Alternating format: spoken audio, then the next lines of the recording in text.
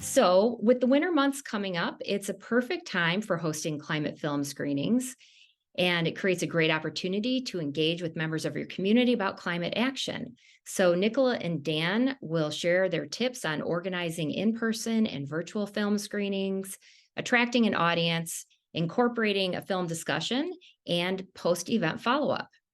Nicola was a group leader with my chapter, Grand Traverse area in Michigan, until moving to Minnesota last summer, where she's now a member of the Minneapolis West Suburbs chapter. And Dan is a Bend, Oregon group leader. Nicola will start things off by sharing best practices she's learned from the many film screenings that she's organized. And then we'll turn it over to Dan, who will speak about how he used these best practices to organize a successful screening and panel discussion for Kiss the Ground. And of course, we'll have time for your questions. We ask that you please use the Q&A feature rather than the chat so that everybody can see the questions, and then you'll have an opportunity to upvote your favorites. Okay, Nicola, let's get started. Thank you, Elizabeth, and thank you to the organizers for inviting me to talk about putting on a film screening event. I'm really excited to talk about it. It's one of my big passions to organize these things. So as Elizabeth said, I used to be in a chapter until this summer. I was in a chapter in Northern Michigan. Hi there, Traverse City. I think you're out there.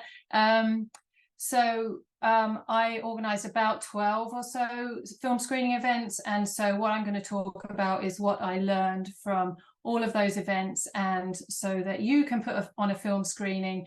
And so why would you want to organize a film screening? Primarily, I do it for lots of reasons.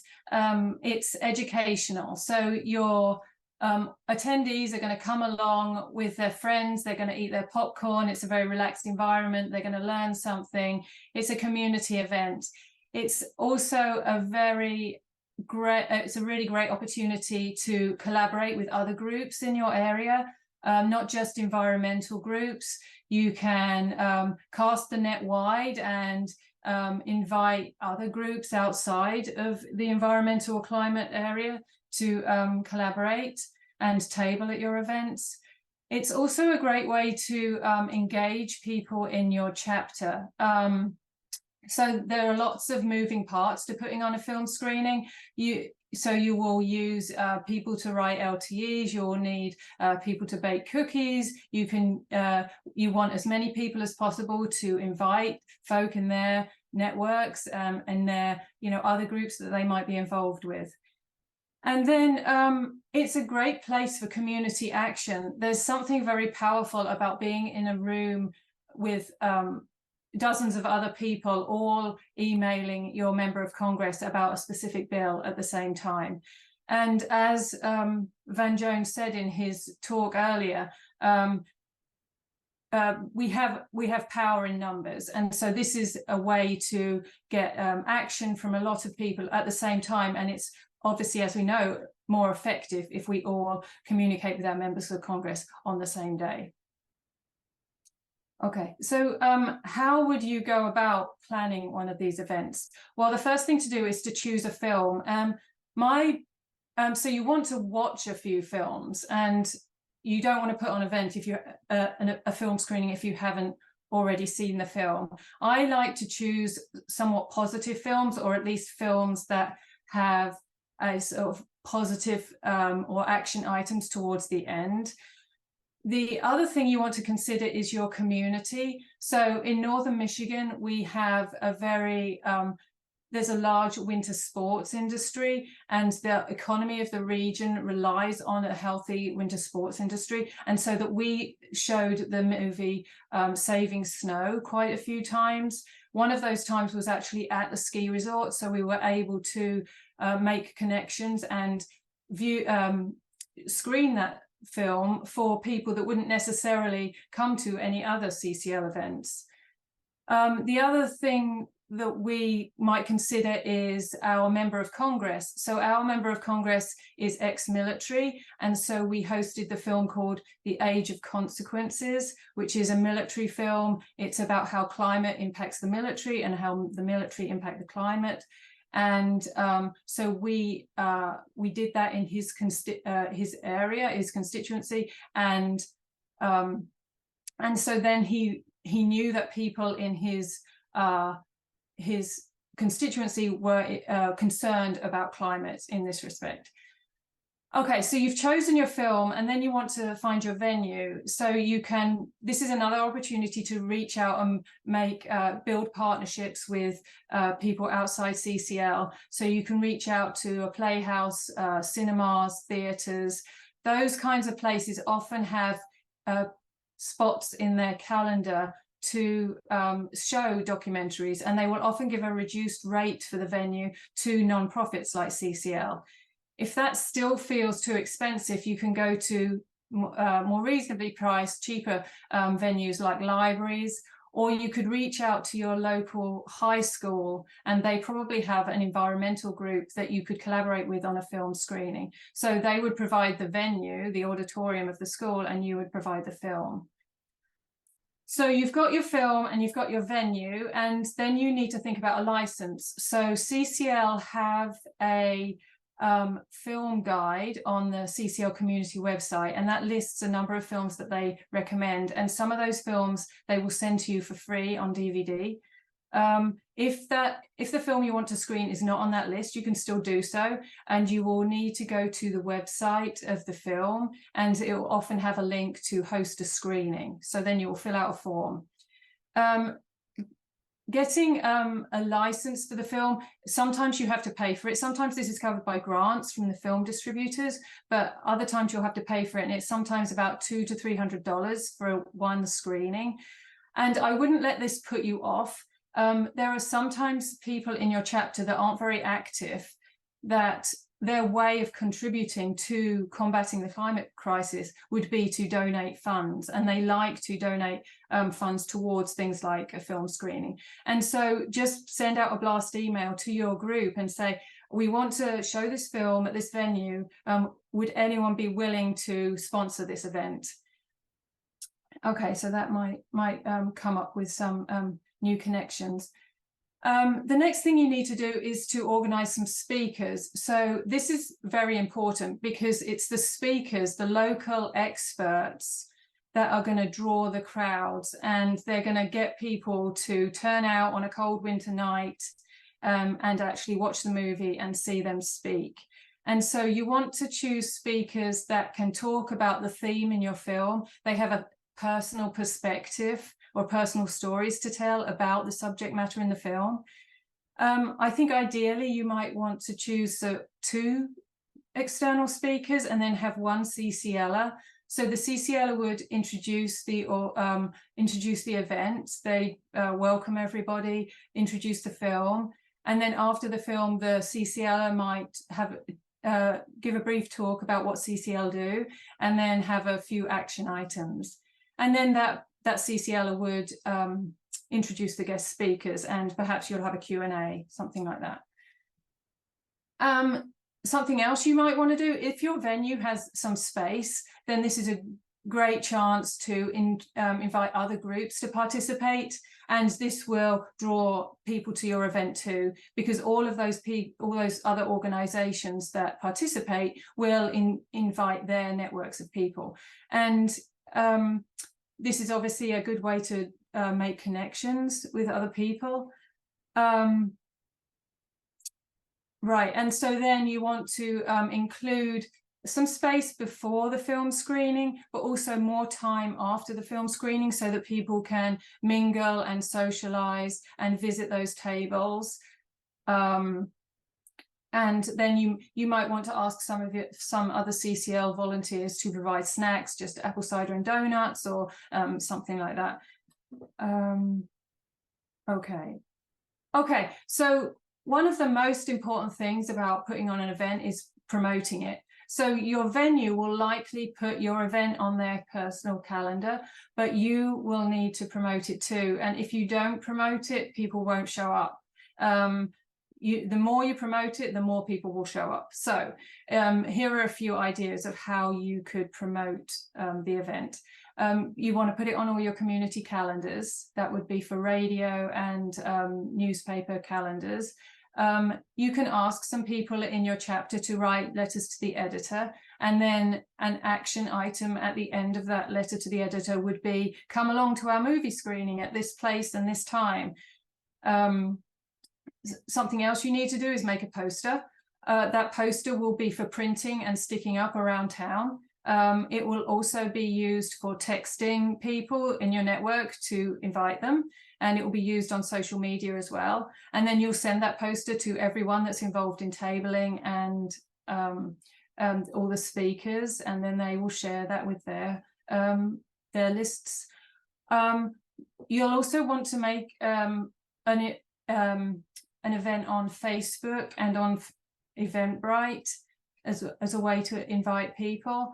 And then about a week up until the event, you want to start posting things like the trailer to the movie and short pieces about each organization that's either co-hosting or speaking or tabling at the event, to get some sort of energy going about the leading up to the event. And then obviously you're going to email everyone on your roster to remind them to come along, bring friends. You're going to ask your partner organizations to do the same. And what's quite important is that you want to send personal invites to all elected officials that you know. So that goes for members of the school board, your city commissioners, your county commissioners, your members of Congress. And so even if those members of Congress don't turn up to your event, they know that it's happening. They know that their voters are concerned about this issue, and they're concerned about it because of the specific topic within that movie. And then you might want to invite journalists too. You could do a press release, but if you know some journalists, you can invite them to the event. If you're able to, you could meet them before the event and talk to them about the event, and they might write a piece leading up to the event as a way of promoting it, or they might come along and then write about it afterwards. One thing I didn't mention, I meant to mention about tabling and the organizations that you invite to table, is that you can cast the net wide and think broadly about who you're going to help ask to invite to table. We've had social services organizations tabling, youth organizations, refugee organizations, a vegan group, military groups. Depending on the context of your film, you can really branch out. Okay, so my goal in putting these films on it's not to give people nightmares and keep them up at night, it's to activate them. And so what you want to do is either have on a piece of paper a flyer or something that you give out to everyone, or at least have on your table, or you might talk about a few action items after the movie. You want to have QR codes ready, or at least websites, so that people can contact their members of Congress about a specific bill that we're advocating for at that time. And you want to have QR codes and links available for people to join CCL. One thing that we did was we collaborated with a group that were raising funds for a solar project at their school. And so most of our film screening events have been free, but that one we did ask for a suggested donation, and all those donations went to a solar project at that school. And so that's another way that people can participate in their climate action. And then you might want to list some community events. These could, you could think quite broadly about this. It could be something like a tree planting. It could be a composting workshop, or a plant-based food demonstration, or some other things that other groups are organizing. So you're giving people ways to get active and feel positive and feel empowered to do something about climate. And then, as I said earlier, then you want to have a bit of time before and after your film and your speakers to socialize and to meet everyone at tables, give attendees time to visit all the tables. And then you have snacks and drinks available, and it's just a happy occasion. And so that, people have a good time, and then they'll come back to other events that you put on. And then obviously don't forget to thank everybody, thank all the tablers, all the CCLers that have helped, all the speakers, and the venue.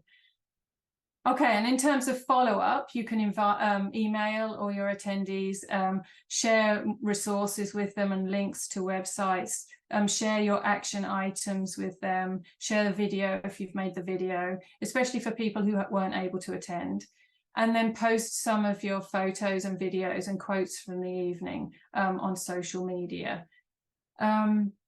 And so that wraps up what I was going to say. I'll just say that if you want help or advice or any questions about putting on movie screenings, you can email me. And now I'm going to pass it over to Dan, and he's going to talk about a specific event that he just organized recently.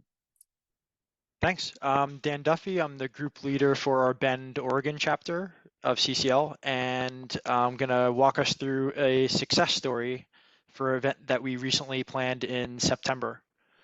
And the purpose of this event, so the topic of the event was regenerative food and farming, and the purpose was to raise awareness in our community about the power of regenerative agriculture as a solution to address climate change, to improve our food quality, and also to support our local farms. And this was a film screening with a discussion with a panel of local experts who work in our food system, and it was held in person at a local brewery called Worthy Brewing. It was organized primarily by our CCL chapter with some support from Worthy Brewing. We had over 100 attendees, and the admission was $10 per ticket. So how is this organized? Like, how did this map out? So it largely did follow the steps that Nicola just outlined, but to kind of just walk through it, it started with an idea. We had a chapter member come to one of our monthly meetings with an idea for a film screening and a panel discussion. We started to brainstorm about it and get a little, start to come up with some ideas like what film would we show, who's the audience that we want to attract, and some things like that. And then we started to develop an abstract that got more specific about what is the objective of the film, what is some context around the challenges that are that our region faces in terms of agriculture and some of the opportunities. And we started to nail down specifics around the date and the time and the location. And things we were considering were seasonality, or are people traveling during the summer, are the members that want to help available during that time. And then from there, so we settled in on September for a date, and we met with the venue that we had in mind and just made sure that they were the right fit and also nailed down some of the specifics. From there, we started to form our panel, and that took a couple of weeks to happen, and we'll dive more into how that unfolded. And we started developing promotional materials and promoting the event. As we were getting closer to the event, we were communicating closely with the panel, and we did a rehearsal. So we ran through a script. The panel members had a few slides they wanted to present, and we had a few questions that we wanted to address during the Q&A. And then we held the event. So that the event was largely successful. We had we had a full house in terms of the audience. Things pretty much went as planned and pretty smoothly, like no major hiccups. And we had some, aside from having a good turnout, we had some important people in the audience. So we'll talk about that as well. And then after the event, we had, we followed up with a thank you as well as some follow-up resources. So next slide. So why did we choose this film about regenerative farming? Well, for one, it's nice to have a chapter member who has deep expertise in a certain topic and has experience hosting that event. So if you have someone in your chapter that has expertise in a certain area and are willing to help with a film, that's probably a good place to start. Definitely something to look into. It will give you a good head start. But besides that, it's a topic that checks a lot of the boxes. So it's educational. It's there's a lot of science behind agriculture as well as market dynamics. And the film Kiss the Ground is an entertaining one. It's narrated by Woody Harrelson. It has a very positive, uplifting message to it. There's a lot of potential, and it's an engaging topic. Our community, especially here in Oregon, where we have we have a lot of farmland, and we're also situated in the high desert. So we're affected a lot by climate. We have a short growing season, and we have subject to drought. So every drop of water in our region counts. And it's, food is something that's really important. People are really passionate about it. They want to know that they're feeding their families good quality food. And people would rather support their local farms than like a large industrial farm that's shipping food across the nation. So, so it made for a really good topic. So in choosing the venue, why did we choose this venue? First of all, they're a popular and fun brewery. They are committed to sustainability, so they grow some of their own food. They try to source their food from local farms when they can. They had the capacity that we were looking for, which was 80 to 100 attendees. We ended up with 115 attendees. It oversold out.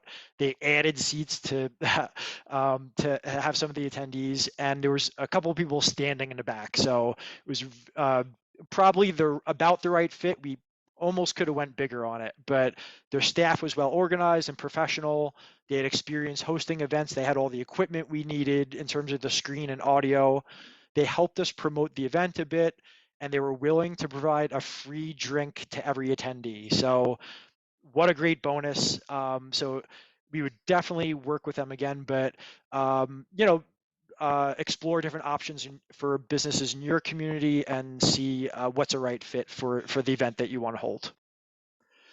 The panel, we wanted to have a wide range of different specialties in the food sector and different perspectives. So we formed the panel largely by networking. So we started with a certain list of contacts, and what happens is some of these contacts either may not be available, or they might say, hey, I'm not quite the right person for this, but talk to so-and-so. So there was definitely a networking path we took to form the panel that took a few weeks. And in the end, we had Klaus was our CCL chapter member moderating, who was sort of like the driving force behind the event.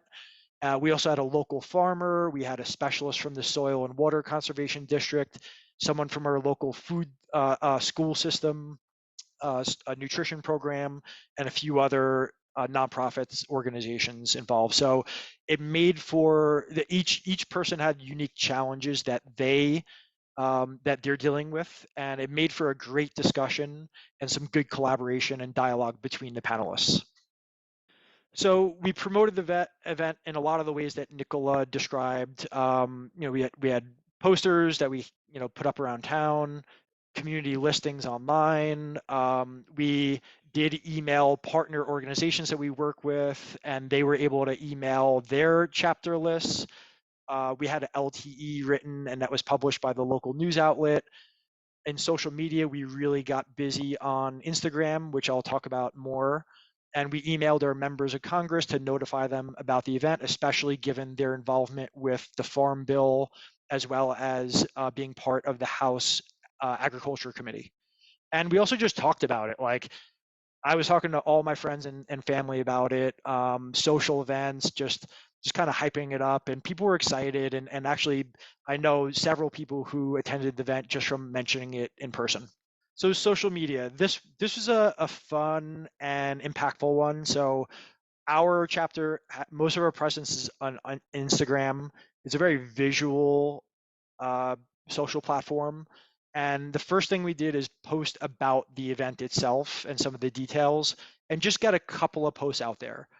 Then we followed every local farm, brewery, restaurant, and food organization in a region. So the reason it's important to post about the event first is because when you start following those other accounts and you start liking and commenting, they're going to be curious who you are, and they're going to go to your account. So if every post that we have is about permitting reform and carbon pricing, farms might not care about that, so they might not follow us back. If they go to our page and they see farming posts and regenerative agriculture and this event, then that gets their attention. They're going to follow us back, and they're going to want to hear what we have to say next. So So that order is an important one. And then as we started commenting, so now we're seeing what all these farms are doing. They're growing zucchini. This one, their herding dog's foot got hurt, like all these things, and posting and commenting about it. And then they're engaged with us. And we had some farms repost about our event and say, we just got tickets and we can't wait to attend. So we were getting advocacy from the farms, which was great. And then over time, we just kept posting. And this was a mix of educational, humor. We had some posts with videos with celebrities and stuff like that. So tried to make it fun and engaging for, to try to get some attention.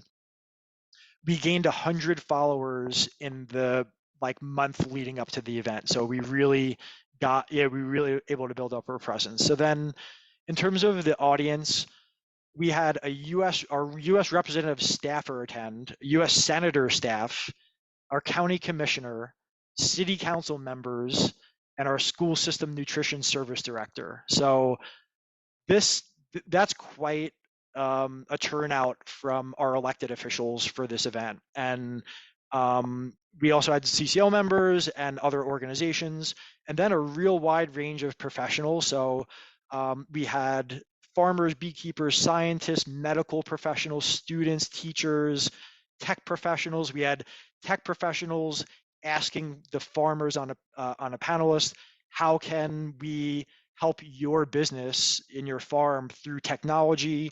So it was like some good dialogue there between people with a lot of different backgrounds. So with such a large audience and with elected officials in the audience, it's a great opportunity to introduce CCL and talk about what we're about. So we were fortunate enough to have a videographer at the event. So not for the film itself, but the panel discussion and an intro. So we're going to show just the first 3-minute intro talking about CCL to just give a sense for what you might say on an intro. Hello and welcome. Thank you all for being here. We've got a full house tonight, and thank you, Worthy, for hosting this event. We've got an exciting film that we're going to start in a few minutes, and we've got a fantastic panel here with us tonight. My name's Dan Duffy. I'm a volunteer with Citizens Climate Lobby. We are a nonprofit, nonpartisan grassroots advocacy group, and we're focused on national policies to address climate change. I lead our Bend chapter of CCL, which includes volunteers from all across Central Oregon.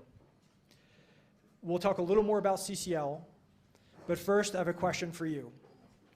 How many of you have contacted elected officials about something that's really important to you? Wow.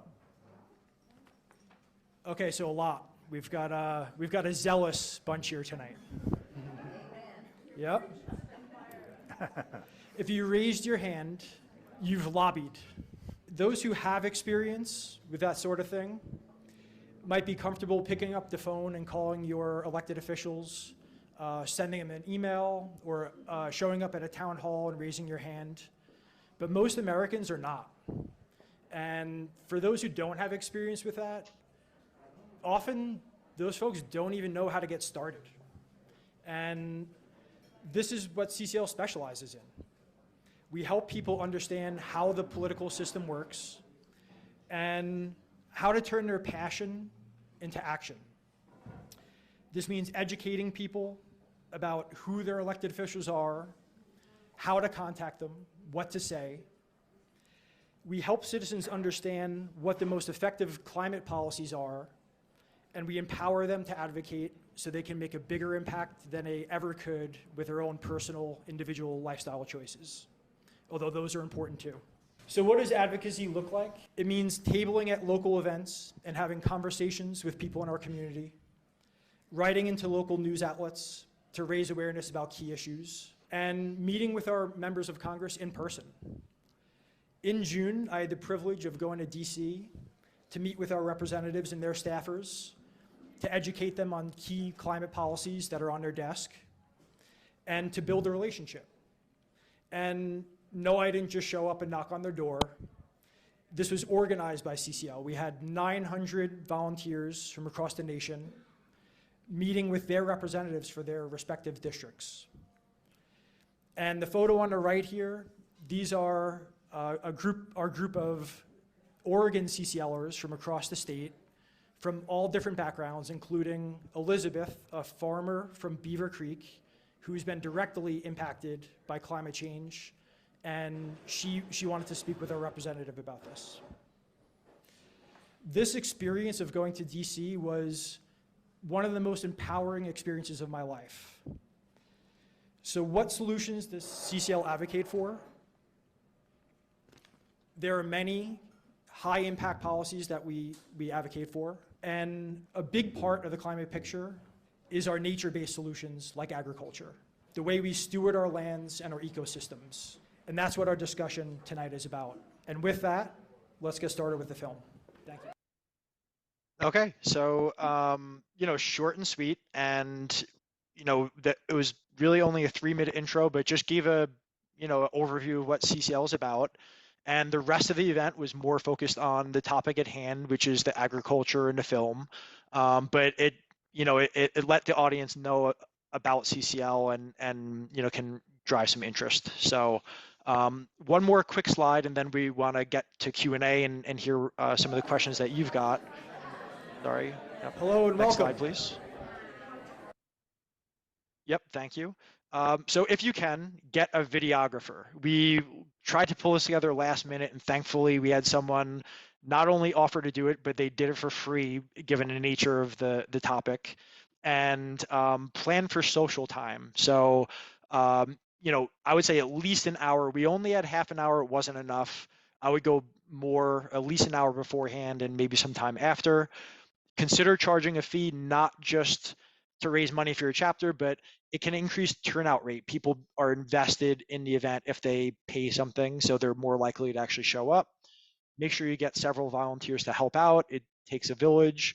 In terms of don'ts, I was spitting into the microphone the whole time and it sounded weird, so just make sure you keep some distance from the microphone. Don't sell tickets online and in person at the same time just before the event. That almost got messy. Try to serve food and drinks try not to serve food and drinks in plasticware if you can. It's bad look and bad for the environment. And not everyone in the audience is digital savvy, so make sure there's options to sign up via pen and paper and pay with cash. And don't underestimate the amount of time and effort it takes to organize the events. There's a lot that goes into it. It takes a team of folks who are committed for several weeks, if not a couple of months, to pull this together. So, so any other questions, please just ask. And let's go to the Q&A section. Great. Thank you. Thanks, Dan and Nicola. That was great. Some great tips. And I love that we had that specific example to share of a recent event, Dan, and the intro that you provided for that was really great. So I wanted to make sure people saw that. So I'm sure I will get to questions and answers right now. And one question is, you talked, all of these events that we're focusing on were more related to live events, but what about online events, doing some events by Zoom? Any thoughts on that, experience on that, Nicola? We organized a screening of The Territory, which is a film about rainforests in Brazil and the indigenous community there.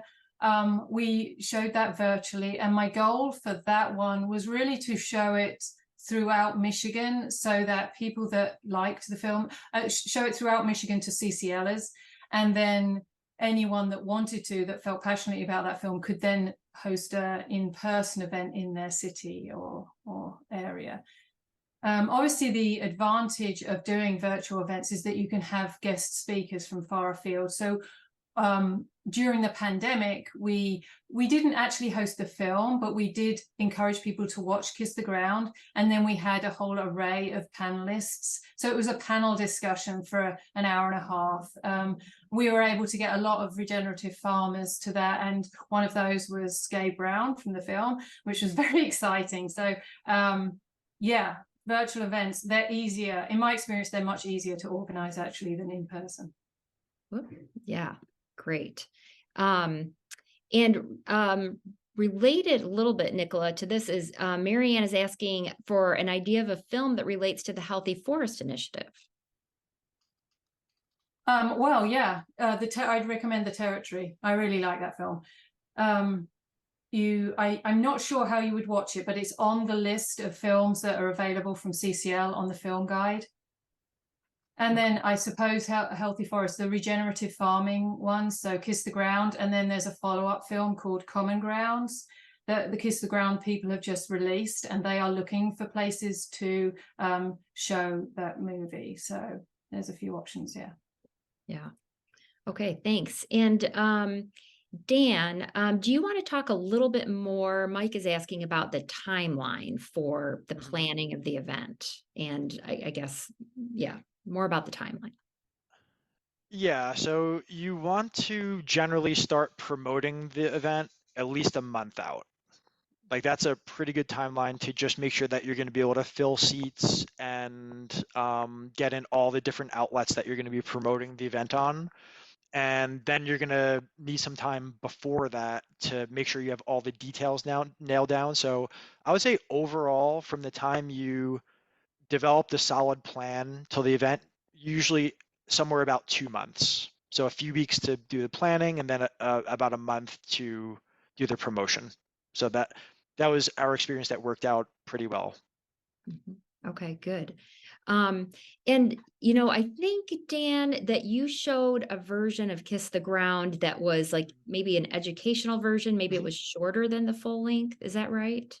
That's right. Yeah, it was the 45-minute educational version. So for the purpose of like having such a large audience and making time for a discussion, we didn't want to show like an hour and a half film. So we did the shorter one, and that was enough to just get our message across and also make the time for that dialogue.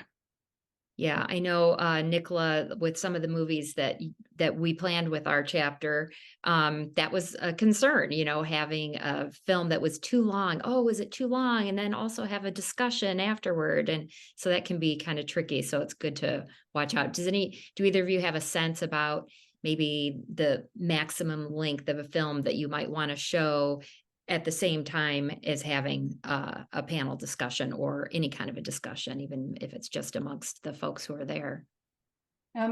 There are plenty of films that are about an hour and 15 minutes.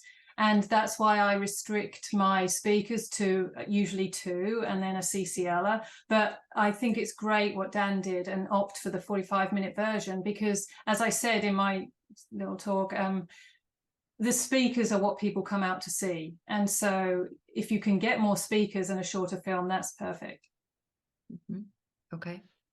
With the panel of, sorry, I was just gonna say, with the panel of 6, like that's, part of the reason why we only did 45 minutes, but even with that, the panel members had 5 minutes each, which is not a lot of time. And then there was Q&A after that. So I guess it depends on the panel. Yeah. Sure. And Mindy is asking if you recommend finding a venue that will show the film for free to the audience, or does it work to partner with a theater that charges a regular ticket price? I don't know if either of you have done that. I have never, all of our movies have been free, and we have paid a venue to show it there, show at the theater or cinema. So I don't know. I guess I've never tried it. I've never tried charging a fee. Well, in our case, we were able to charge the fee and there was no charge from the venue. So, I mean, we had some promotional costs, but the venue actually sort of paid the attendees in a way so they chipped in for the free drink. And so we really lucked out with that, but I'm sure that's not always going to be the case. Yeah, that's lucky. Yep. I do recall a chapter that did work with a theater, one of the larger theater chains, to screen a film a number of years ago. I can't think of the film now. So it is something that I've heard of other chapters doing, and whether it's easier or not, I don't know, but it's definitely an option for folks to look into. And then somebody is asking if Jeffrey if Eventbrite, if you have any opinions about Eventbrite versus using Meetup. I don't know if either of you are familiar with that. I'm not aware of using Meetup, I guess, as like a ticket selling, but I'm not that familiar with it. Sometimes I've collaborated with other groups that have Meetup sites. So yeah, we have used that, but usually I just make events in Eventbrite and on Facebook. We've just used Eventbrite. Mm-hmm. So. Okay, thanks. So what about, have you run into, bumps? What happens have you run into some hiccup? I know, Dan, you mentioned things went pretty smoothly, but if either of you, both of you can share stories or examples of some hiccups that may have come along. I have a story. So about a year ago, I was organizing a screening, and I was prepared about 6 weeks in advance. I had my film license that I sent the link because it was a streaming license. So I sent the link to the tech person at the Playhouse, and I had my speakers and my tablers. And then the day before the event, I was emailing everyone to make sure everything was organized, the tablers, the speakers, the active CCLers that were helping. And then I emailed the tech person, and he said, oh, the link was working, but now it's not. So I had to scramble at the last minute to contact the film distributors and get them to extend. I think they had allowed it for a week or two, and then it had expired. And so it turned out fine, but I was panicking for about an hour. What about you, Dan? Any bumps in the road? Just a couple of little things. So the day of the event, we received messages from some of the chapter members that were going to help with sign in and seating people that they were sick and could not attend. So we had to hit up our chapter roster and see if anyone else could fill in. And luckily we had a few people say they were willing to help, so they came to the rescue. So nice to have, good volunteers step up. And we also, when the venue added some more seats than we expected, we had reopened the ticket sales. And what happened was people were buying tickets online right before the event and in person. So we started losing track of how many seats were left. And we realized, like, this is a problem. We've got to just stop the online sales and make sure we keep this like really manageable. So we didn't in the end run into trouble, but it could have been a problem. So okay, worked out. good. Yep. Yeah. All right. Well, we are just about out of time here. So just want to thank our presenters again, Nicola and Dan, so much for your time and for all of the things that you do on behalf of CCL. And we've got the closing session is coming up. And I think we are ready to close out this session. Thank you all for attending, and thanks again, Nicola and Dan. Thank you. Thanks so much. Elizabeth. Thank you all. Thank you for listening to this episode of Citizens Climate Lobby's training program. You can tune into more episodes anywhere podcasts are available. Inspired by what you heard today? Join Citizens Climate Lobby to advocate for bipartisan climate solutions. Go to community.citizensclimate.org to find more trainings, resources, your local chapter, national action teams, discussion forums, and more. Be sure to like our Facebook page and follow us on Twitter and Instagram @CitizensClimate. We also invite all of our listeners to subscribe to our YouTube channel for more inspiration. Like what you hear? Recommend us to your friends and make sure to give us a 5-star rating. It helps us show up on other listeners' feeds. Feel free to pass on any suggestions for future episodes in the comments as well. And together, we are creating the political will for a livable world.